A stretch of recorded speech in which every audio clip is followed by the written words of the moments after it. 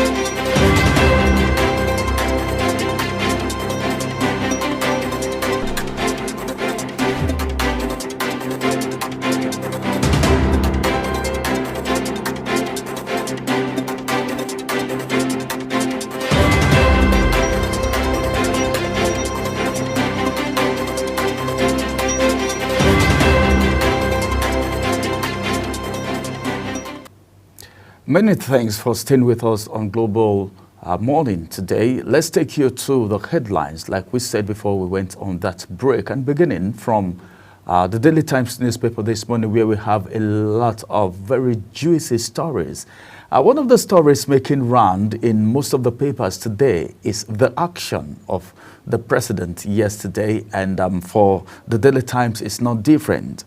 The big story on the Daily Times newspaper says Tinubu sacks of 5 ministers, resigns 10 to new portfolios. And the details is on page 2 of the Daily Times newspaper. And I have some riders to that story. The first rider says charges newly appointed ministers, resign colleagues to see their appointment as a call to serve Nigeria. That's it. Then the second one says that president has no basis to scrap Niger Delta Affairs Ministry. This is coming from the elder statesman, Edwin Clark.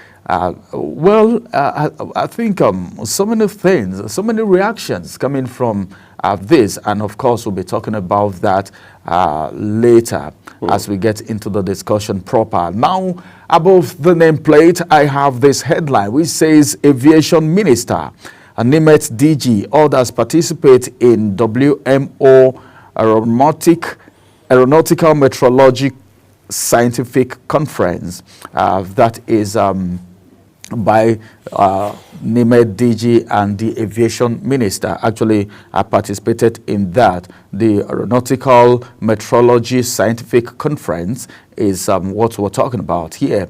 And well, that's their area, the Minister of Aviation and of course the DG of Nimet. And now let's get to more stories from the Daily Times newspaper this morning, where this one says a court orders release of Gambian from prison as federal government drops criminal charge. All right, details read on page 4. Our federal government urges states to boost climate change resilience. Was it yesterday or so? We and I were talking about climate change, and we're talking about the fact that some persons don't even know what climate change is all about. Right. While we made one very, very important statement about that, about the fact that people who know the importance of this climate change are just taking positions in that area, doing their things, and are very well, and it's helping in a way.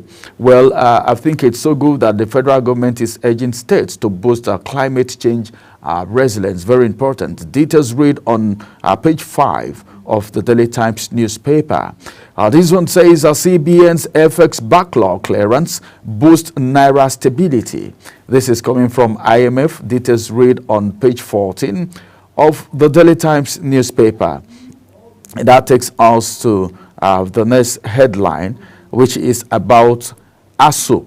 ASUP mobilizes lecturers as strike ultimatum expires. I take that again. ASUP mobilizes lecturers as strike ultimatum expires.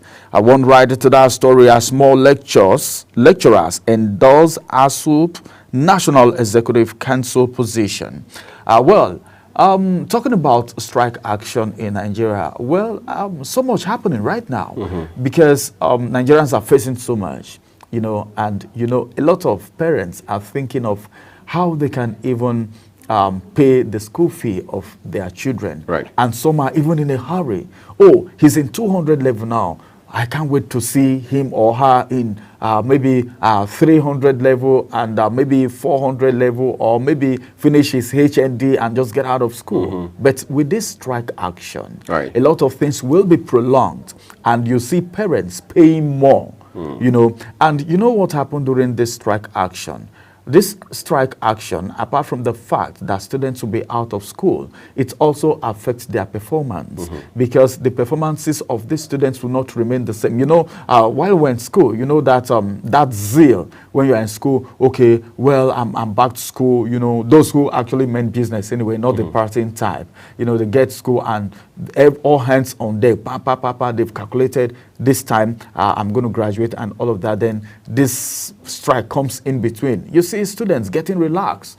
Throughout, don't be surprised that throughout the strike action, some don't even open a page.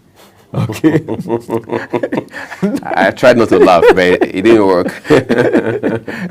They didn't even open a page. A page, not even a page. Right. You know, not even a page. The only thing, they look at that as an opportunity because there are, whether you like it or not, there are some students that even pray for strike action. Let's take a break. I mean, I didn't kill somebody. It's just the break I'm asking for. Well, let's see what will happen. But I think our utmost desire is that this strike action, university, our education sector has come to the point where it needs more attention than we think. We said something just now when he was talking about diversification and moving at all attention from just the crude alone. He made mention of technology, ICT, tech.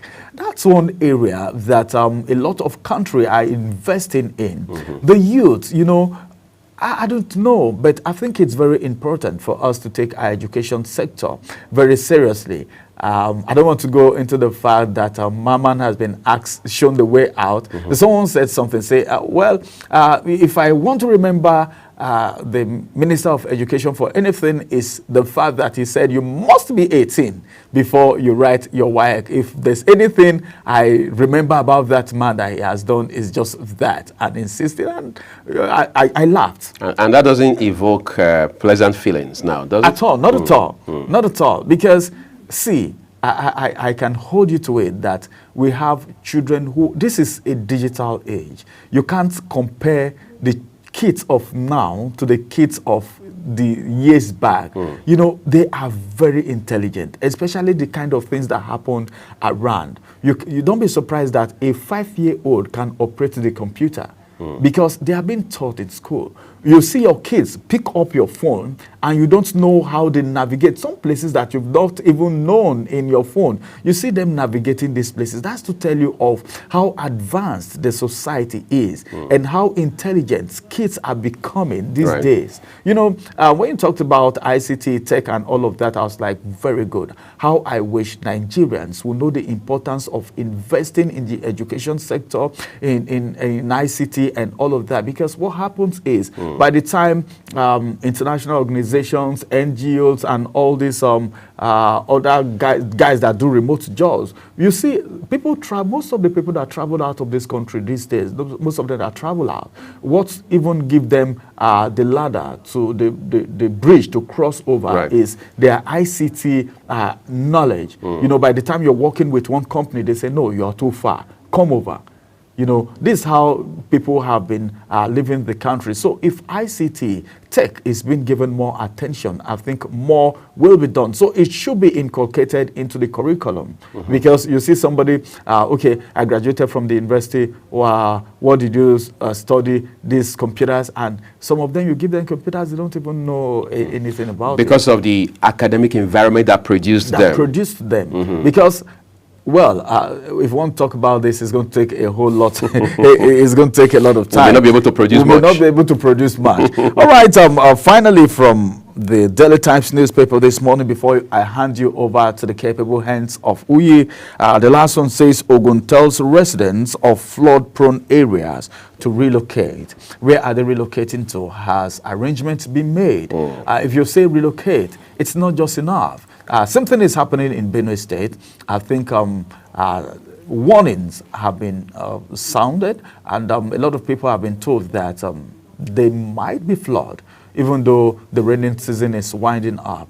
And people have been asked to relocate. But then if you're asking someone to relocate, where exactly are you saying the person should relocate to? Have there been a provision, or the people will need to move from where they are, go look for refuge somewhere else, go rent an apartment somewhere else? I don't know, people who own their own houses. I don't know how that sounds, but then I think the government can actually do more than waiting until these things happen. Then we'll begin to think of what to do. But it's better to arrest the situation now. Relocating, it's a nice idea because it's better than nothing. Instead of you waiting until it happens, it's better to relocate. If it happens, fine, you've already left the place. If it doesn't happen, you go back to your location. Then we begin to think of the next year again, whether or not it's going to happen, or whether or not the federal government or the people in charge will do something to avert such situation in the coming year. All right, great. So let's turn to the next paper now, everyone.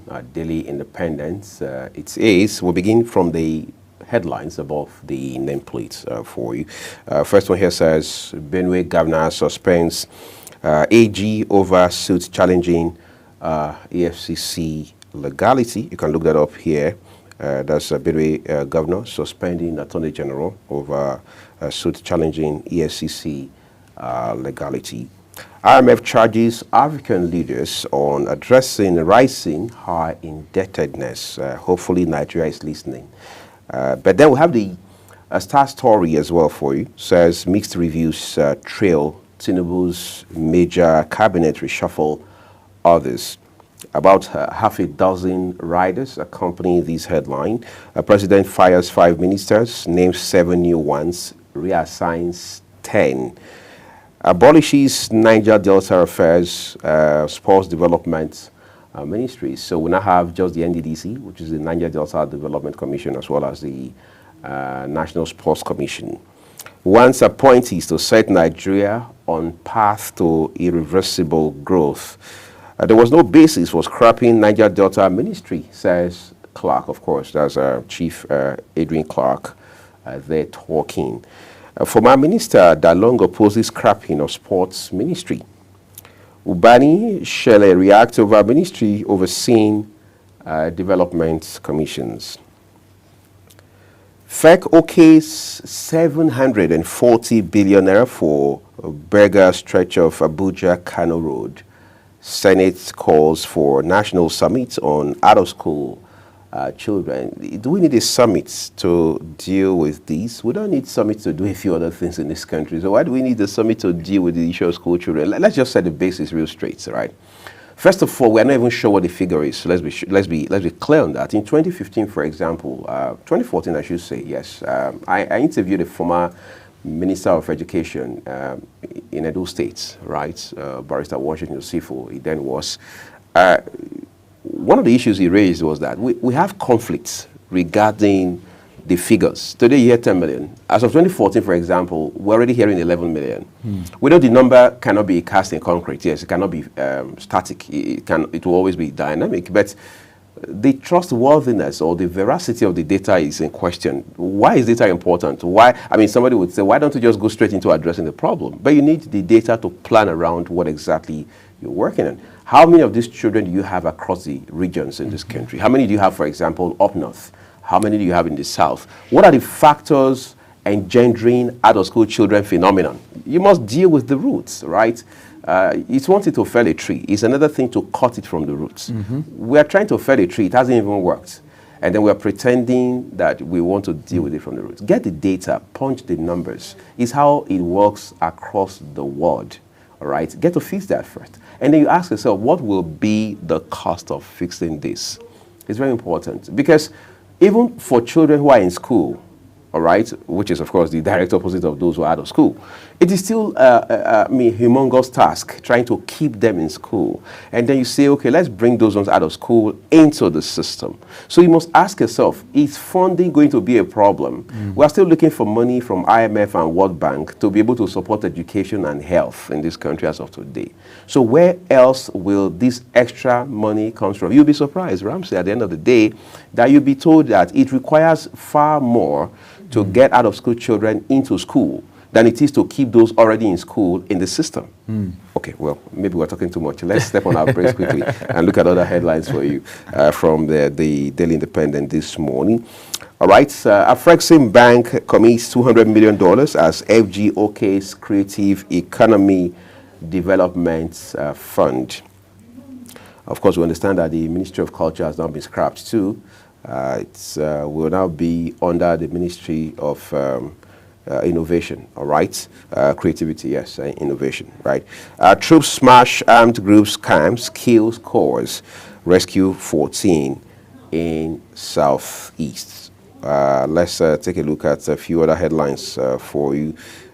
Here it says FCCPC blames grain hoarders for rising food inflation in Nigeria. So it's wanted to tell us about what the problem is. What is the solution proposed for this problem? Because the Federal Competition and Protection, Consumer Protection Commission, FCCP, is now saying that it's blaming grain hoarders.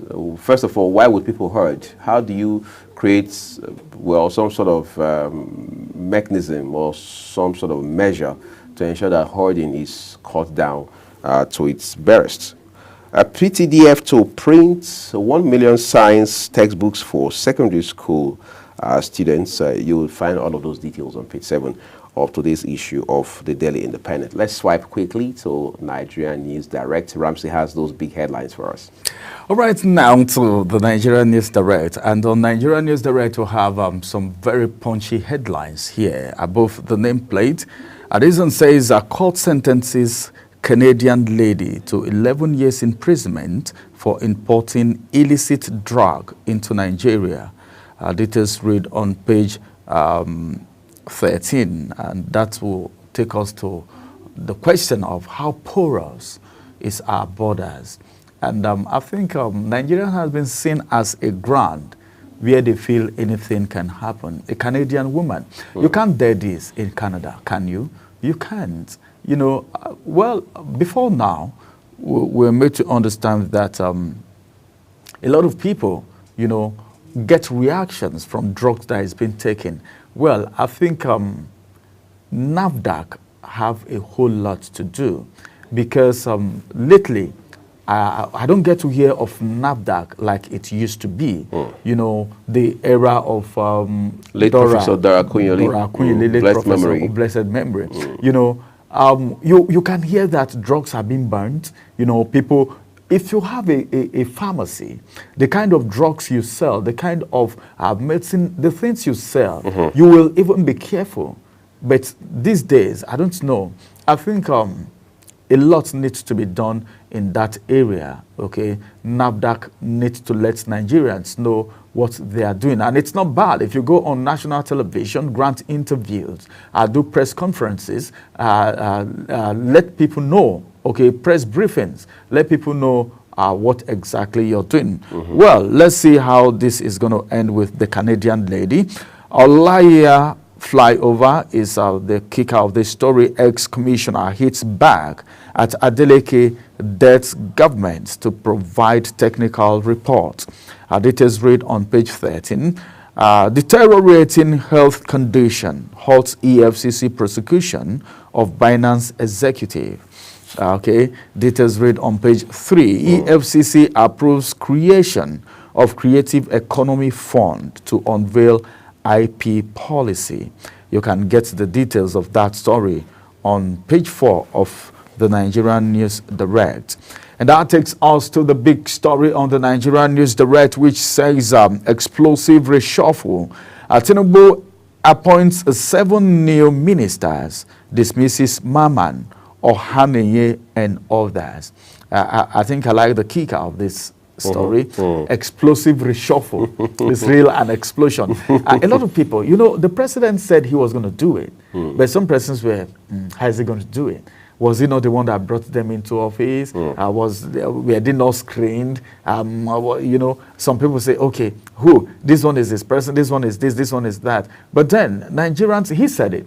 And you know, the normal belief of Nigerians is one of those their talks. Are they not the same?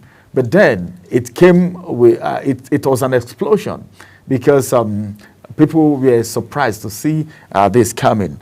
As some writers to that story, AFEC scrapped Niger Delta. Sport Ministries establishes regional development.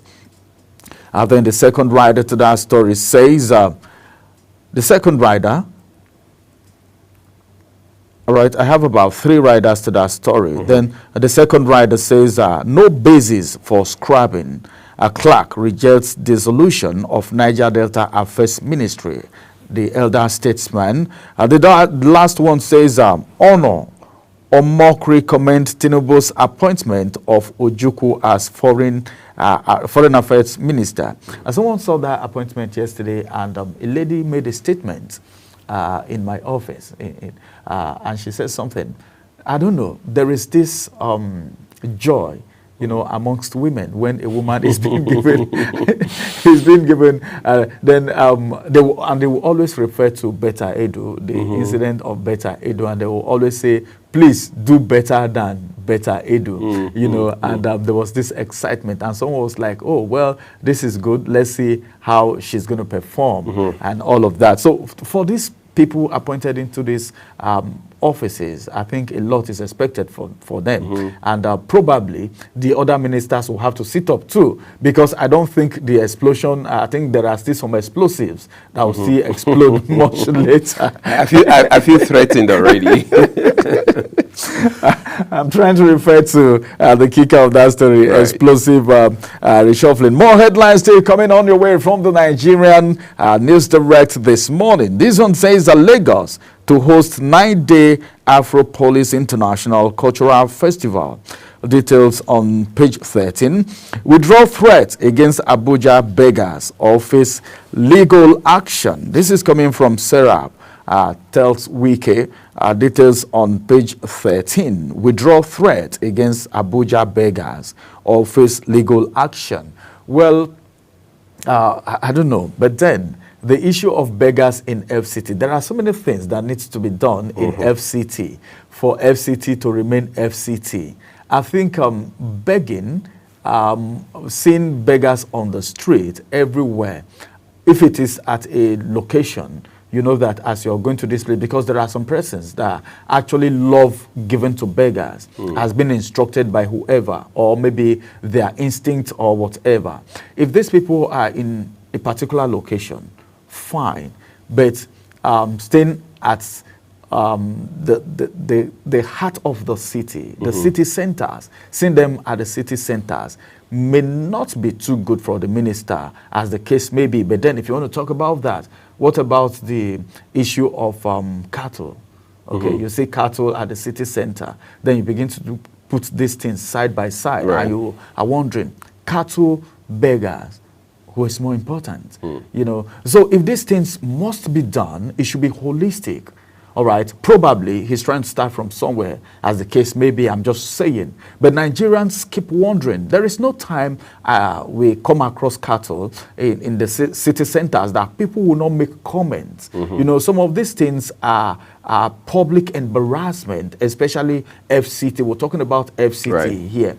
So the issue of beggar, Serap is the one making the statement that they will take legal action against Wike, the Minister of the Federal Capital Territory. Let's see how that ends. Whatever happens, you always get the details on our programs, on our various programs or our bulletin. And that's going to be the size of the headlines from the Nigerian News Direct as I hand you over to Uyi. Let's take a look at the Daily Sun. Quickly, big story first. Tinubu under pressure to retain Chief Security Officer. The writer says FASSC may remain in office till course resumption time. Let's take it above the big story a little. Tension heightens in cabinet as President sacks Mamman, Bill 3 others. The writer tells us appoints Bianca Ojukwu 6 others as ministers. Gives October 30 deadline for implementation of change. Adjacent the name mast of the Daily Sun, the headline here says PDP asks North Central to produce nominee for national chairman. Uzodimma NGE president tasks journalists to promote growth in old eastern region. How herders are worsening food inflation. That's Bello, FCCPC boss. They're talking.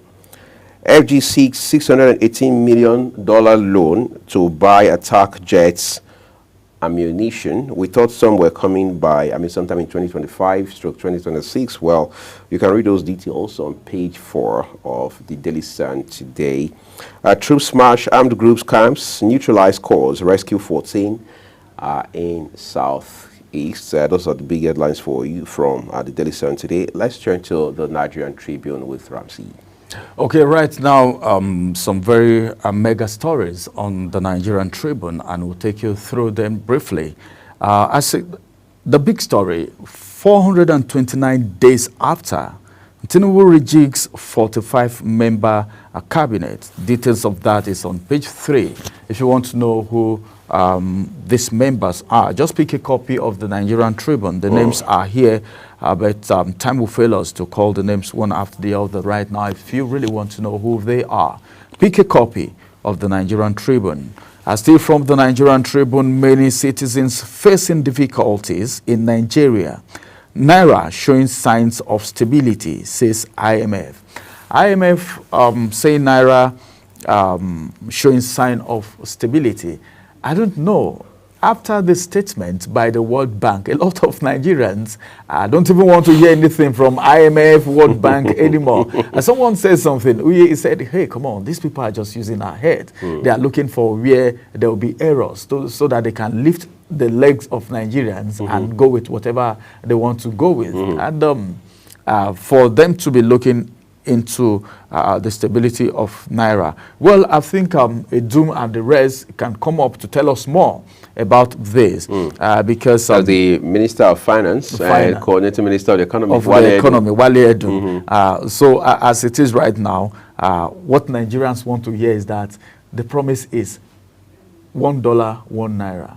Well, we're waiting for that conversation started in 2015. In 2015, and here we are.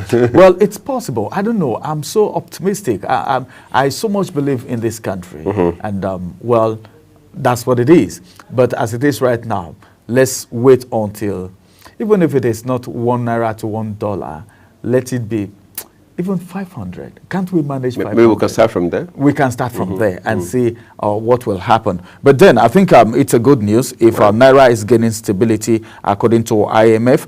More still coming from the Nigerian Tribune this morning. League of Northern Democrats, essential for Nigeria's future. This is coming from the former president, Obasanjo. And just one rider to that story, corrupt politicians will fight you. Danjuma warns. A Federal Executive Council approves 443.3 million euro, $141 million credit facilities for fighter jets, ammunitions. Details read on page 30.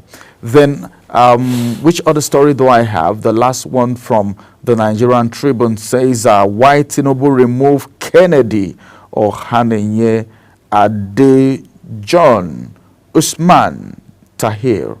Okay, details of that you can actually get on page 3. If you want to know why they were being removed, you can actually go on page 3 of the Nigerian Tribune for more details, and that's going to be the size of the headlines from the Nigerian Tribune. Just before we take a break now, everyone, for the AM News, let's walk you quickly through the Vanguard newspaper.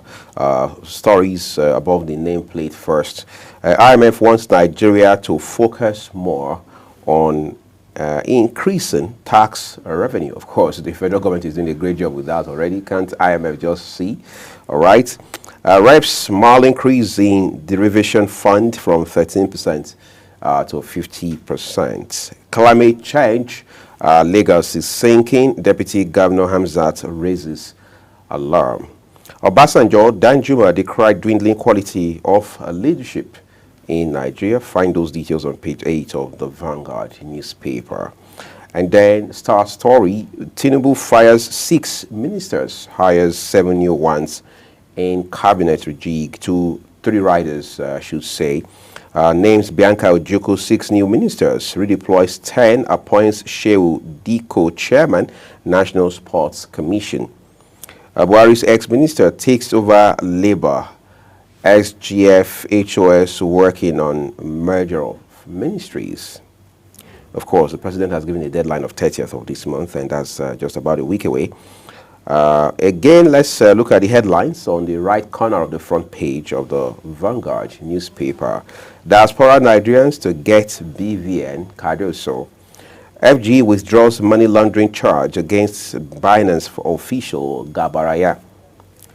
Okay, what's more? My breast hurting, Bobrisky. I think this story is just unfolding, quite frankly. Mixed reactions as FG scraps Niger Delta Ministry. It was renamed, not scrapped, FG. We won't allow it, FG using South-South money to develop other commissions, Clark. Our communities hail Tinubu's decision. It's ill-informed, Niger Delta activist Kennedy. Edo, APC Transition Committee raising false alarm over documents government. It's false, says APC Committee.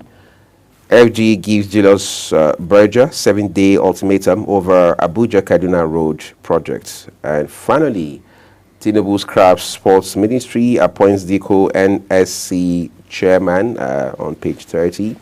Special feature on the topic, on the subject, on the Vanguard newspaper. Several headlines coming from here this morning, but the big part of it will be when we get to our conversations on the road this morning. Do stay with us on Global Morning. Welcome to Global Morning. The death toll from flooding. Most time our politicians just bring in policies too, for sure. Incidentally, we have several more stories. The legislature was carefully crafted to 22.2% inflation rate as of April this year. What does that say about where we are as a country? I think Nigeria has resorted to being resilient. Before you call a police station, before they even leave, they'll take permission from I don't think there's really anything on ground to improve. the struggle, the ASU The strike. Minister of Education volunteered and said, give me 2 weeks. It was a lie. The president never gave me any deadline.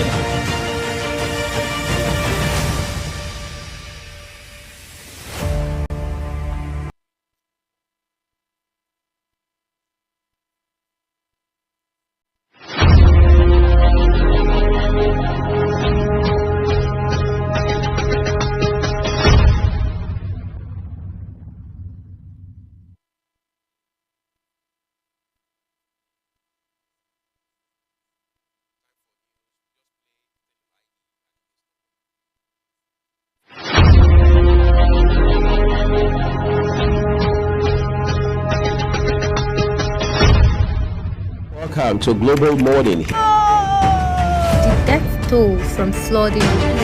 Most time our politicians just bring in policies too, for sure. Incidentally, we have several more stories. the legislature was carefully crafted to 22.2% inflation rate as of April this year. What does that say about where we are as a country? I think Nigeria has resorted to being resilient. Before you call a police station, before they even leave, they'll take permission from I don't think there's really anything on ground to improve. the struggle, the ASU The strike. Minister of Education volunteered and said, give me 2 weeks. It was a lie. The president never gave me any deadline.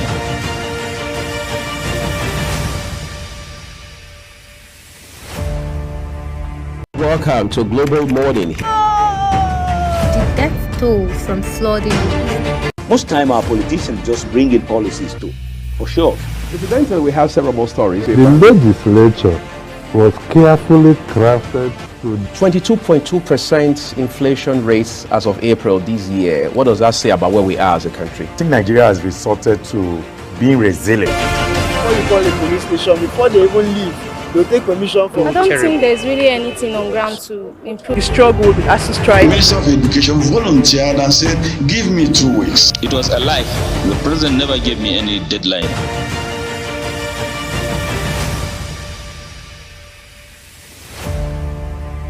Welcome to Global Morning. The death toll from flooding.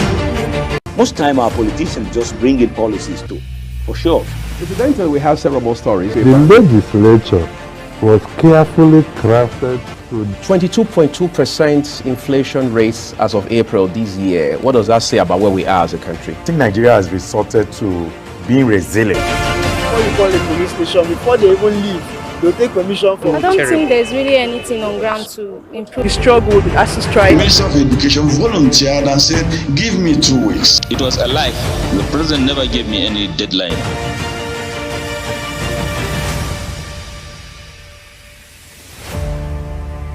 Welcome to Global Morning. The death toll from flooding. Most time our politicians just bring in policies too, for sure.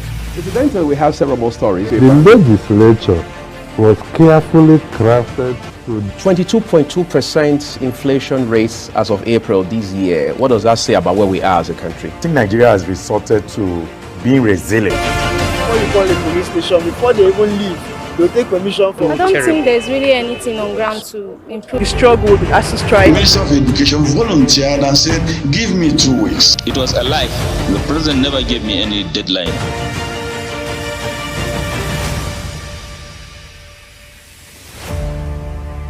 Welcome to Global Morning. The death toll from flooding. Most time our politicians just bring in policies too, for sure. Incidentally, we have several more stories. the legislature was carefully crafted to 22.2% inflation rates as of April this year. What does that say about where we are as a country? I think Nigeria has resorted to being resilient. When you call a police station, before they even leave, they'll take permission I from don't think there's really anything on ground to improve. the struggle with the ASU The strike. Minister of Education volunteered and said, give me 2 weeks. It was a lie. The president never gave me any deadline.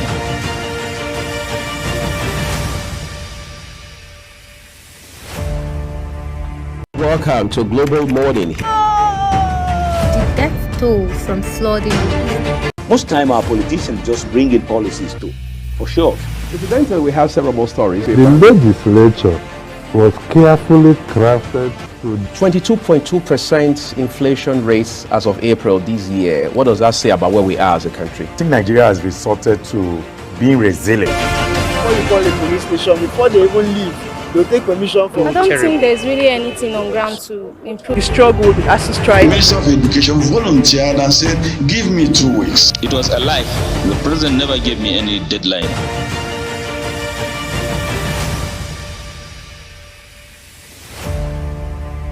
Welcome to Global Morning. The death toll from flooding. Most time our politicians just bring in policies too, for sure. Incidentally, we have several more stories. the legislature was carefully crafted to 22.2% inflation rates as of April this year. What does that say about where we are as a country? I think Nigeria has resorted to being resilient. When you call a police station, before they even leave, they'll take permission from I don't think there's really anything on ground to improve. the struggle with the ASU The strike. Minister of Education volunteered and said, give me 2 weeks. It was a lie. The president never gave me any deadline.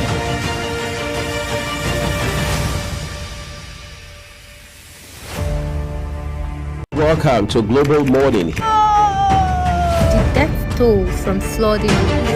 Most time our politicians just bring in policies too, for sure. Incidentally, we have several more stories. the legislature was carefully crafted to 22.2% inflation rates as of April this year. What does that say about where we are as a country? I think Nigeria has resorted to being resilient. When you call a police station, before they even leave, they'll take permission I from don't think there's really anything on ground to improve. the struggle with the ASU The strike. Minister of Education volunteered and said, give me 2 weeks. It was a lie. The president never gave me any deadline.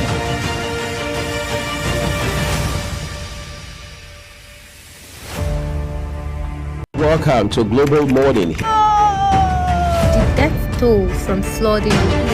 Most time our politicians just bring in policies too, for sure.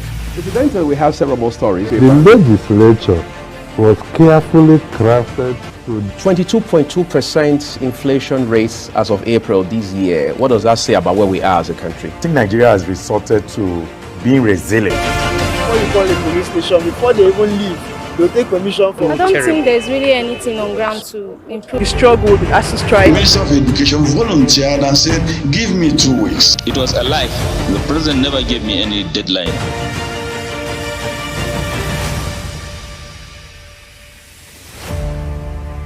Welcome to Global Morning. The death toll from flooding. Most time our politicians just bring in policies too, for sure.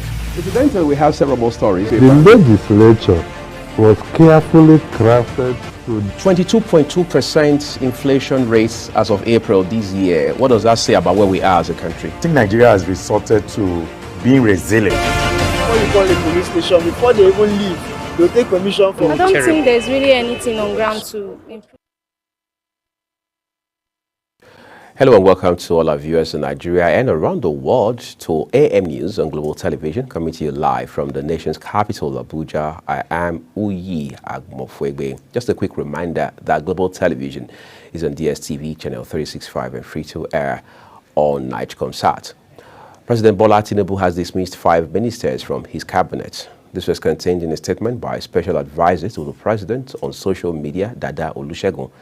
The affected ministers are Minister of Women Affairs, Barrister Uju Kennedy Ohaneye, Minister of Tourism, Lola Adejohn, Minister of Education, Professor Tahir Mamman, Minister of State for Housing and Urban Development, Abdullahi Muhammad Gwarzo, and Minister of Youth Development, Dr. Jamila Bio Ibrahim.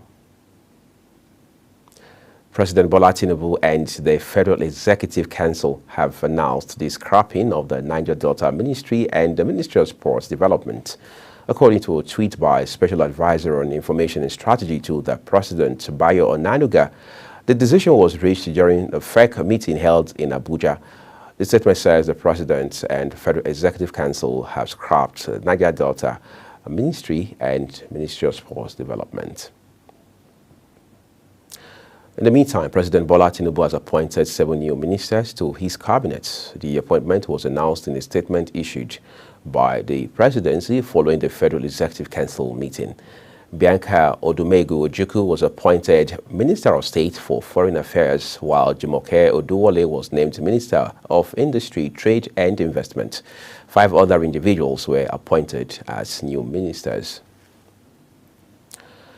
President Bola Tinubu has sworn in Dr. Abdullahi Usman Bello as the new chairman of the Code of Conduct Bureau, CCB. The brief ceremony took place ahead of the Federal Executive Council meeting, which was also chaired by the president. Sharon Ajay has details. After the swearing-in, Dr. Bello spoke to State House correspondents, pledging to tackle corruption through the bureau. He emphasized the importance of integrity and accountability among public officials, vowing to uphold the agency's mandate. He acknowledged the global nature to corruption, but highlighted the significance of having strong systems in place to mitigate it. I always say that it's not about the individuals. Everybody can be corrupt in the world. It doesn't matter whether you are in the UK, whether in the US. Everybody has a tendency to be corrupt. One of the most important things is the systems that we have in place to check it. So if we have the systems in Nigeria, we are going to deal with this problem. So I assure you that we have the systems, we have the institutions. We only need to deliver on the mandate that is given to us. The CCB, Nigeria's foremost anti-corruption agency, has the mandate in ensuring that public servants act with integrity and avoid conflict of interest. Sharon Ajay reporting for Global TV News. Thank you, Sharon. The Federal Executive Council has scrapped the Niger Delta Ministry, the Ministry of Sports Development.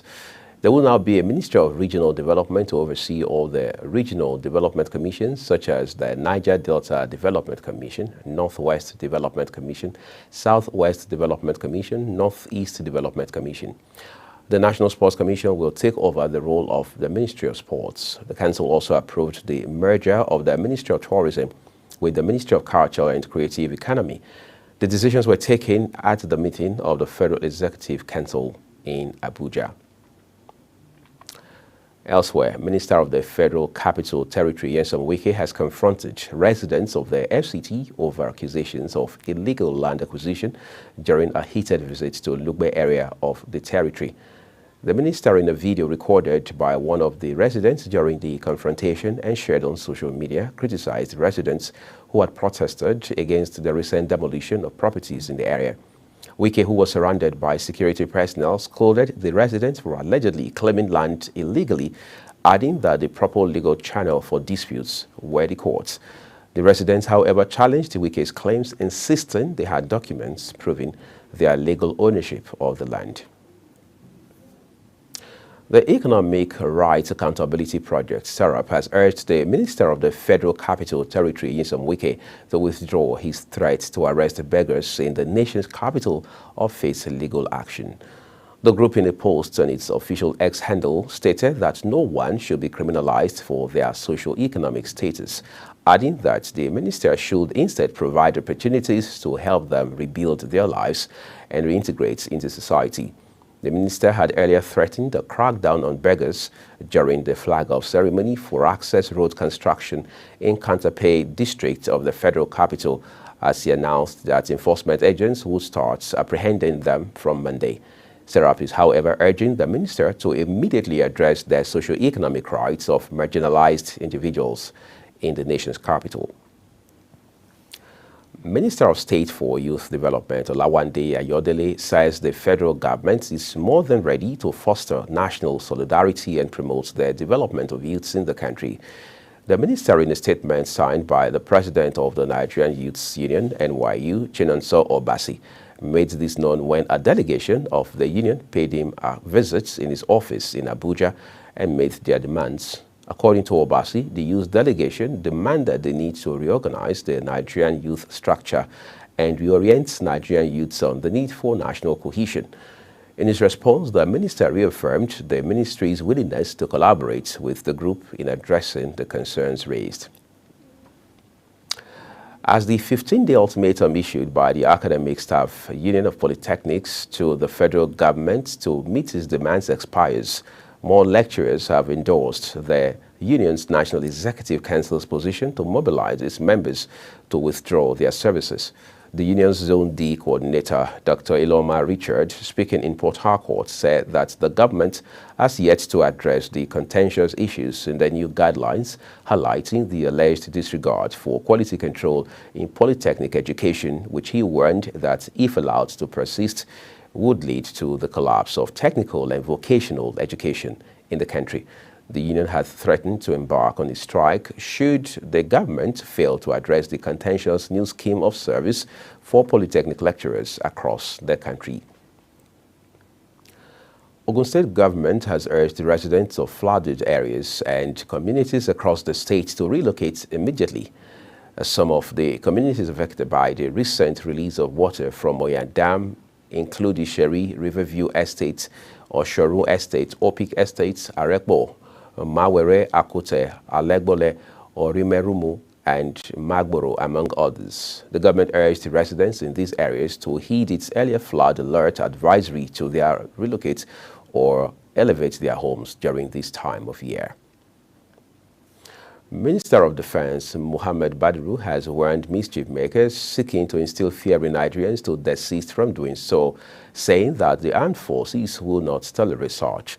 Badru gave this warning while delivering a keynote at the 3rd National Conference of the Forum of Former Deputy Governors of Nigeria in Abuja, with the theme Strategic Solutions for Good Governance, Food Security, and Sustainable Growth in Nigeria.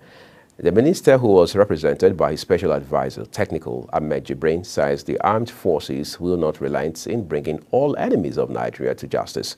He assured Nigerians of the armed forces' commitment to providing security in order to boost food security in the country. Former President Olusegun Obasanjo has blamed the disunity in the country as the reason behind the country's lack of achieving greatness. The former president disclosed this in Abeokuta, Ogun State capital, when he received the 20-member delegation of League of Northern Democrats, led by former governor of Kano State, Ibrahim Shekarau. He said despite uninspiring situation of things in the country, he remains an incurable optimist about things turning around for good for the country. Obasanjo also blamed regionalism as a practice before obtaining independence in October 1960 as the foundation of the country's prolonged lack of cohesion.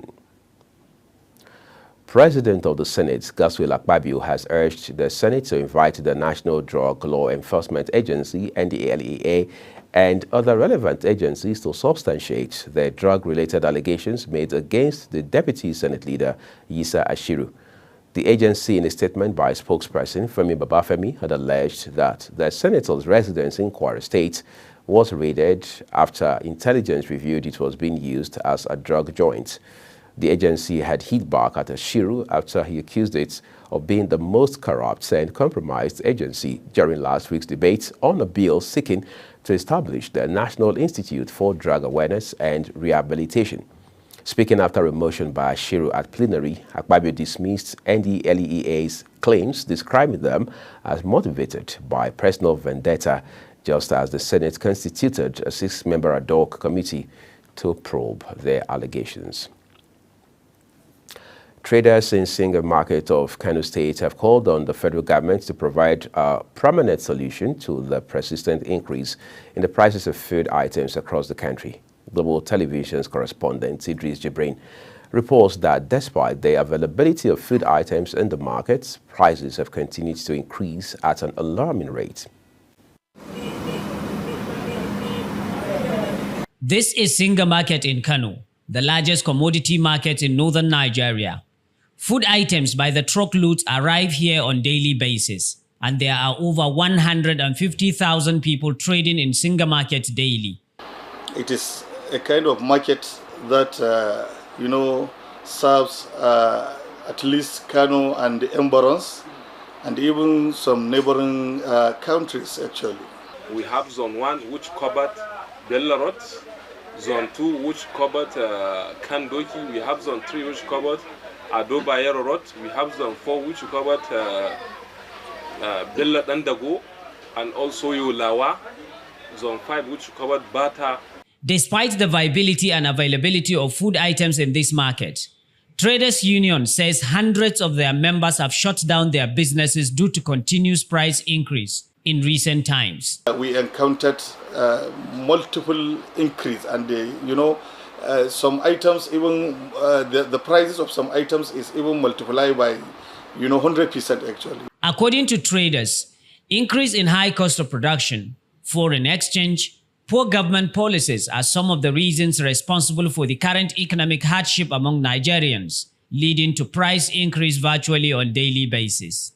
Increase of forex, that's the dollar price. It is almost double from that period to date.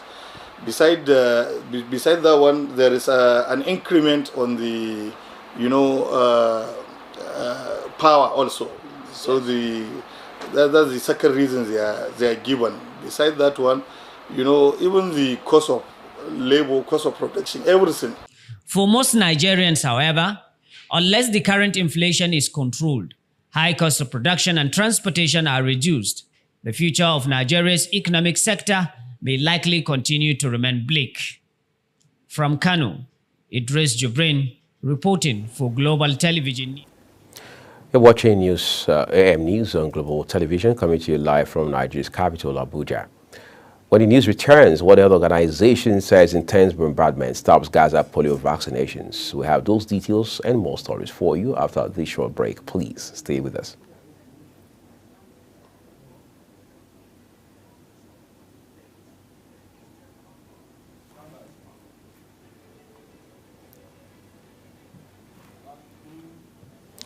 This is Global Television, bringing you a live broadcast of the AM News. Thank you, everyone, for staying with us. Let's turn to business for you. The International Monetary Fund, IMF, says Nigeria's currency is showing signs of stability. This, it says, is due to recent interest rate hikes and the clearing of foreign exchange backlogs by the Central Bank of Nigeria. The fund made this known during a press briefing in Washington, D.C. IMF's financial counselor and director of monetary and capital markets, Tobias Adrian, acknowledged the efforts of the CBN in controlling inflation and stabilizing the foreign exchange market. The federal government has withdrawn the money laundering charges against Binance Holdings Limited executive Tigran Gabaryan. Binance U.S. head of financial crime compliance, Gabaryan, and the exchange British Kenya regional manager of Africa, Nadeem Ajawala, were facing money laundering charges to the tune of $35 million brought against them by the Economic and Financial Crimes Commission, EFCC, and were both initially detained in the custody of the Office of the National Security Advisor. Ajawala, however, fled lawful custody on March 22, 2024, while his counterpart, Gabaryan, was arraigned in April. Following his arraignment, the court ordered his remand to Kuje Correctional Facility. The federal government has stopped the export of locally produced liquefied petroleum gas, also known as cooking gas, to prioritize domestic supply. Minister of State for Petroleum Resources Gas, Ekwerikpe Ekpo, made the announcement saying the ban will begin November 1, 2024, as such a measure is to tackle the high gas price in Nigeria. In a statement by the spokesman of the minister, Louis Iba, the decision was reached after the minister convened a high-level meeting in Abuja with stakeholders to address the skyrocketing price and its attendant hardship on Nigerians. The Nigerian National Petroleum Company Limited has acquired equipment and other necessary items to set up an additional 40 compressed natural gas stations nationwide.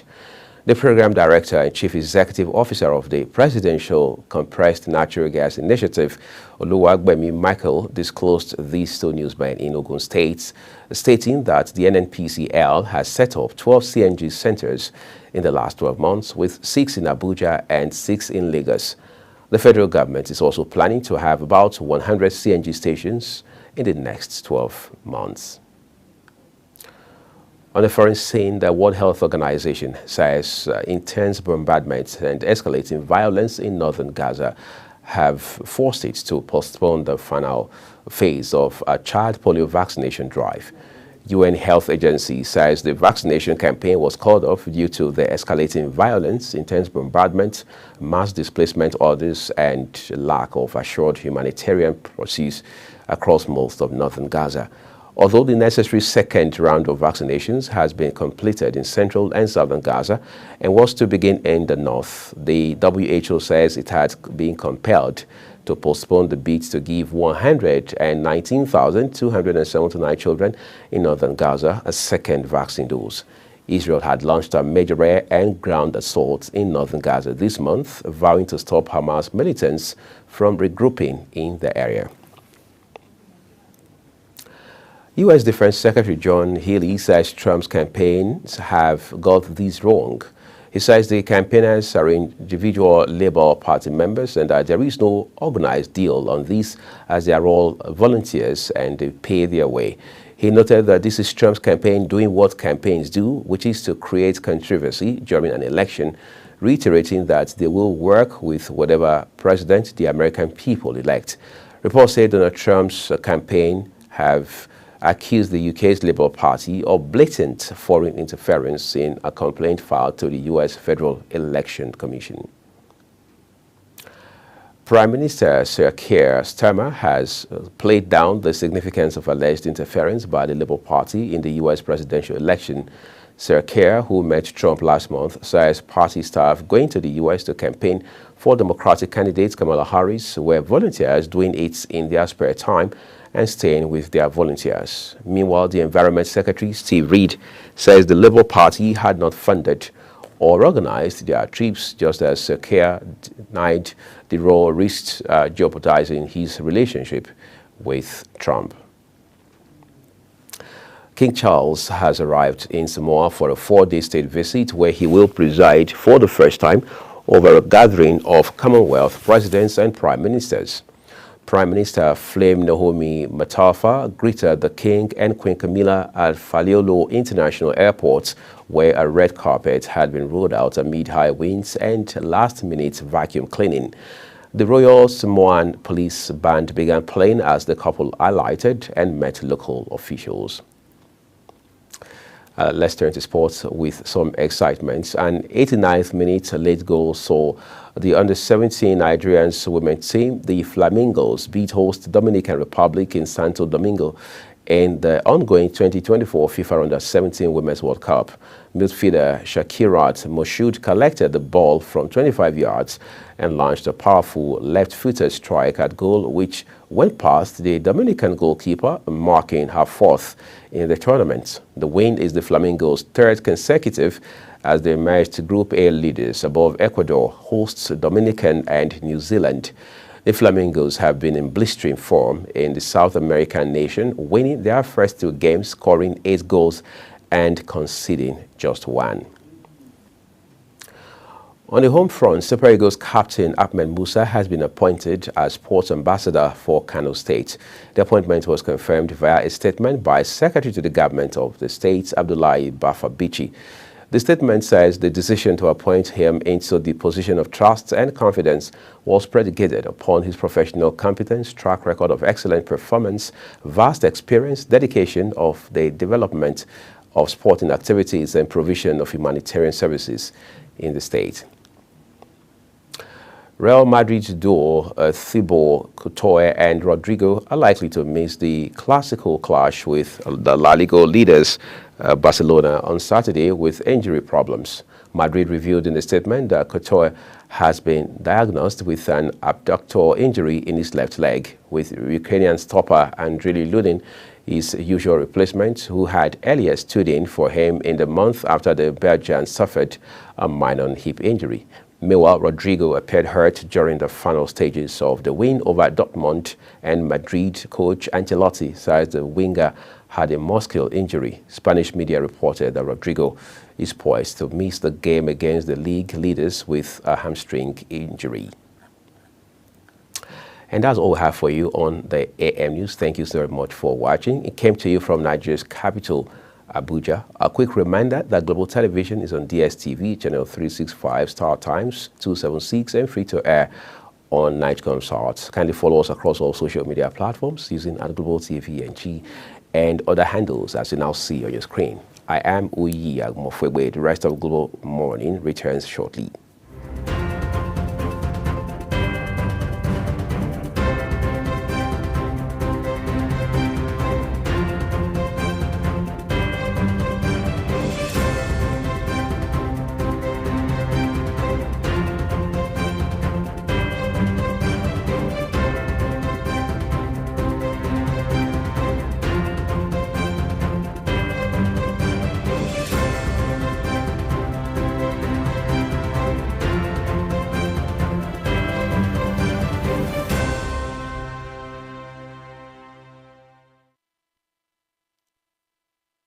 Welcome to Global Morning. The death toll from flooding. Most time our politicians just bring in policies to, for sure. Incidentally, we have several more stories. The legislature was carefully crafted to 22.2% inflation rates as of April this year. What does that say about where we are as a country? I think Nigeria has resorted to being resilient. Before you call a police station, before they even leave, they'll take permission from I don't think there's really anything on ground to improve. the struggle, the ASU The strike. Minister of Education volunteered and said, give me 2 weeks. It was a lie. The president never gave me any deadline.